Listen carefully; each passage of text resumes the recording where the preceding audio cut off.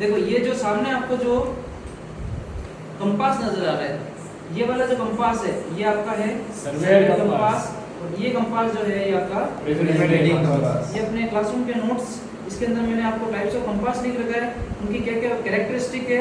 ये आपका surveyor compass है और ये प्रिज्मेटिक कंपास है, ठीक है। मैं एक बार इसमें भी बताता जाऊंगा और इसमें पढ़ता भी जाऊंगा, ठीक है। पहला देखो मैंने लिख रखी है ये सर्वेयर कंपास है, ये प्रिज्मेटिक कंपास है। सबसे फर्स्ट पॉइंट है नीडल। नीडल मतलब इसकी सुई।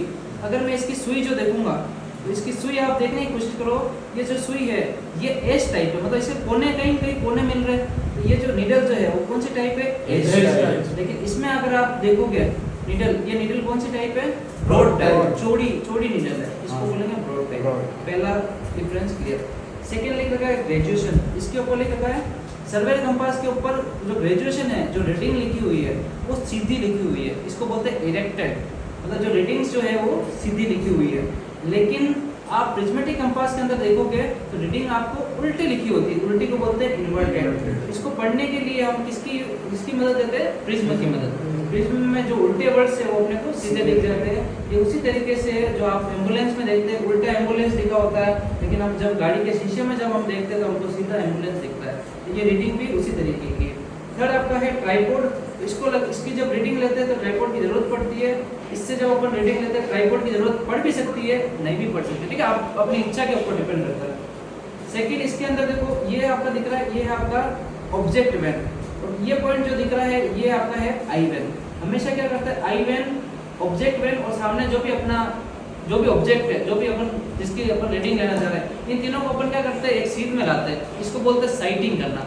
तो साइटिंग और इसमें रीडिंग पढ़ना, ये दोनों इस प्रोसेस में सर्वेयर में अलग अलग होती है। लेकिन प्रिज्मेटिक के अंदर क्या करते हैं, साइटिंग जब अपन करते हैं प्रिज्म के अंदर से, उसी टर्म्स में अपन क्या करते हैं रीडिंग भी अपन पढ़ लेते हैं। इसमें अपन दोनों चीजें एक साथ कर सकते हैं। डायरेक्शन का मैंने आपको बता ही दिया कि डायरेक्शन का क्या होता है, नॉर्थ साउथ जो होता है वो 0 डिग्री पे होता है आपका सर्वेयर कंपास के अंदर, और ईस्ट और वेस्ट इसमें उल्टे होते हैं जो 90 डिग्री पे होते हैं, उल्टे होते हैं मतलब, ठीक है। और प्रिज्मेटिक कंपास के अंदर साउथ पे 0 डिग्री होता है, फिर आपका 90, 180, 270 इसके अकॉर्डिंग देखो ये आपको दिख रहा होगा, इसके ऊपर आपका मेंशन है, ठीक है। 0 डिग्री होता है नॉर्थ पे और साउथ, 0 डिग्री होता है साउथ पे और नॉर्थ पे होता है आपका 180 डिग्री। फिर आपका जो फिफ्थ जो पॉइंट है वो है आई वैन। स्मॉल स्लिट होती है, इसके ऊपर लार्ज स्लिट होती है। लिस्ट काउंट आप जानते हैं, मैंने बता दिया, लिस्ट काउंट बहुत छोटी छोटी इकाई जो कोई भी इंस्ट्रूमेंट मेजर कर सकता है। सर्वेयर का होता है 15 मिनट, प्रिज्मेटिक का होता है 30 मिनट। इसका जो आपका बॉक्स बना होता है वो ब्रास का बना होता है, इसका आपका एल्यूमिनियम का बना होता है।